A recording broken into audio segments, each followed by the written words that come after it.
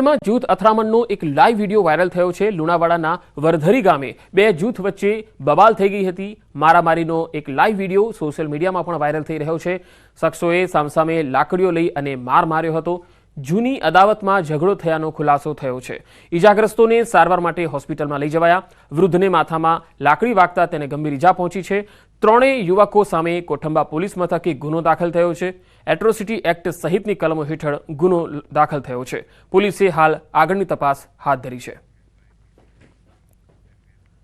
ભરૂચના ઝઘડિયાના રતનપુર ગામે મોપેડ ચોરીની ઘટના સામે આવી। આ મોપેડની ચોરી કરનાર કોઈ બીજા નહીં પરંતુ 9 થી 10 વર્ષના ટાબરિયાઓ છે। મોપેડની ચોરીના દ્રશ્યો સીસીટીવીમાં કેદ થયા, જેમાં જોઈ શકાય છે કે એક બાળક મોપેડ પર બેઠું છે અને બીજો બાળક મોપેડને પાછળથી ધક્કો મારે છે। આમ બંને જે બાળકો છે મોપેડની ચોરીની આ ઘટનાને અંજામ આપી રહ્યા છે। હવે પોલીસે આ સીસીટીવીના આધારે તપાસ હાથ ધરી છે।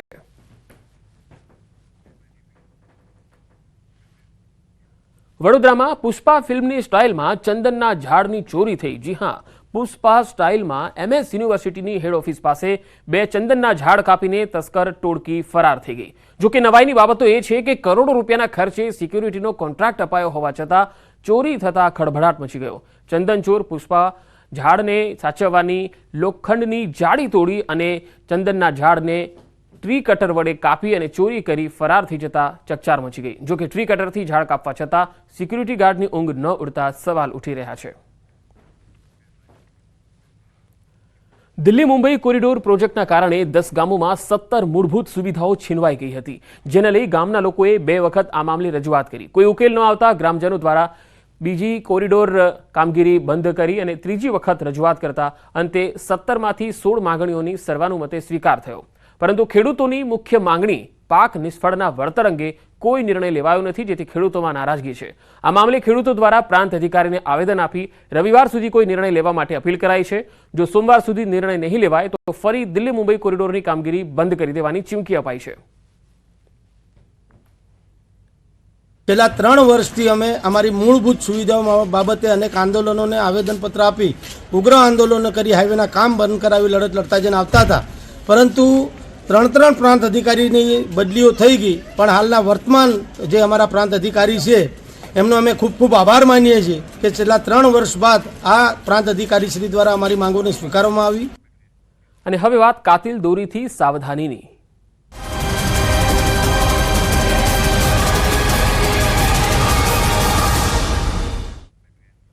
ઉત્તરાયણ પૂર્વે પ્રતિબંધિત ચાઇનીઝ દોરીના કાળા કારોબાર પર પોલીસે તવાઈ બોલાવી। સુરેન્દ્રનગરની દસાડા પોલીસે પ્રતિબંધિત ચાઇનીઝ દોરીના જથ્થા સાથે એક શખ્સને દબોચી લીધો।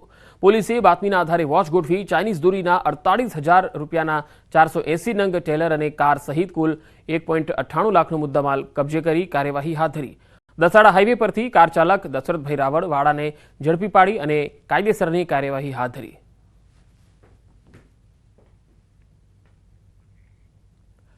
તો ઉત્તરાયણમાં પ્રતિબંધિત વસ્તુઓ વેચનારાઓ સાવધાન થઈ જજો। વડોદરાના માજલપુરમાં ચાઇનીઝ તુક્કલના જથ્થા સાથે 2 ઝડપાયા। ઉત્તરાયણ પૂર્વે પ્રતિબંધિત તુક્કલનો કાળા કારોબાર માજલપુર પોલીસે બંને શખ્સોને ઝડપી અને કાર્યવાહી હાથ ધરી છે।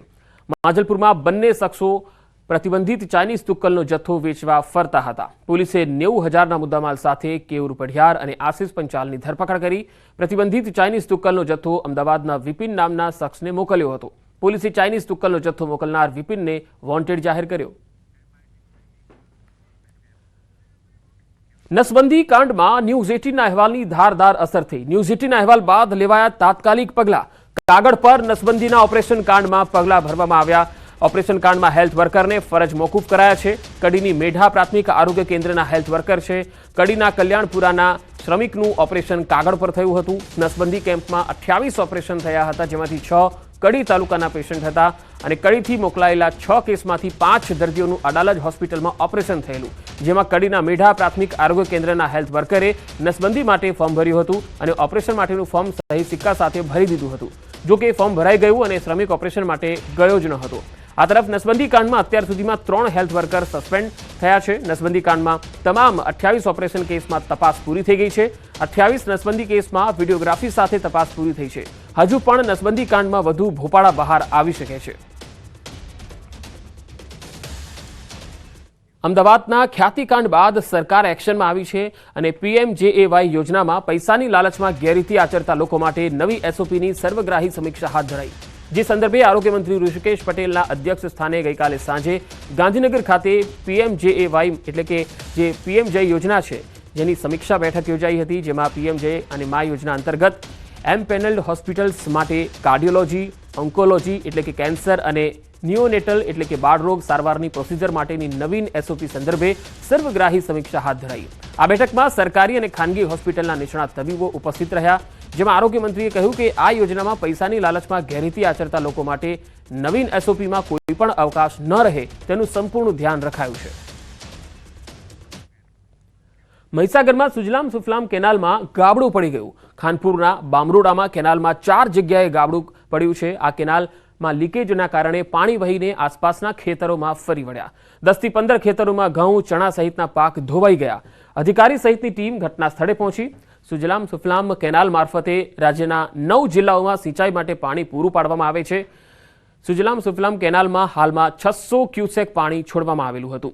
જો કે સુજલામ સુફલામ કેનાલ ઇન્ચાર્જને જાણ થતાં પાણી છોડવાનું બંધ કરવામાં આવ્યું અને અધિકારીઓ સહિતની ટીમે કેનાલ સમારકામની કામગીરી હાથ ધરી।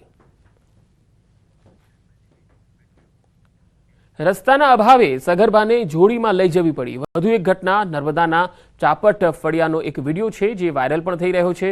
સારવાર ન મળતા જંગલમાં જ સગર્ભાએ બાળકને જન્મ આપ્યો।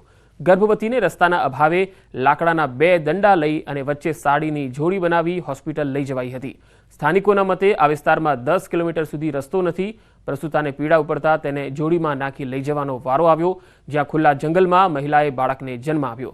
સ્થાનિકોના મતે 10 કિલોમીટરમાં રસ્તો ન હોવાથી કોઈ વાહનો આવી શકતા નથી। ચાપટ ગામમાં 3 પેટા ફળિયા છે, જેમાં ચાપટ ફળિયું, બીજું તિલખડી અને ત્રીજું ગમડ ફળિયું છે। 10 કિલોમીટર સુધી રોડ રસ્તાના અભાવના કારણે જે એક મહિલાની જે ડિલિવરી હતી તે રસ્તામાં આવતા ડિલિવરી થઈ ગઈ હતી। કારણ કે એવા કેટલાક બનાવ બને છે કે રસ્તાના અભાવના કારણે ત્યાં કોઈ વાહન વ્યવહાર જઈ શકે એવી કોઈ સુવિધા ન હોવાના કારણે રસ્તામાં જ આવતા ડિલિવરી થઈ ગઈ છે। તો અમારી જે માંગ છે એ રસ્તો બનાવી આપે ગામની અંદર, અને ગામની અંદર કોઈક આરોગ્યની સુવિધા મળે।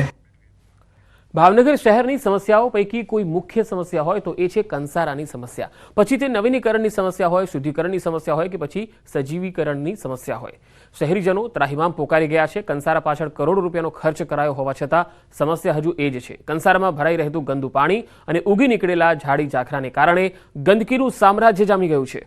વર્ષ 2002થી કંસારા શુદ્ધિકરણની વાતો ચાલી રહી છે, પરંતુ હજુ પણ આ બાબતે ફક્ત વાતો જ થઈ રહી છે। શુદ્ધિકરણના નામે શૂન્ય જોવા મળી રહ્યું છે। અહીંયા સરકારે 52 કરોડ કંસારા સજીવીકરણ માટે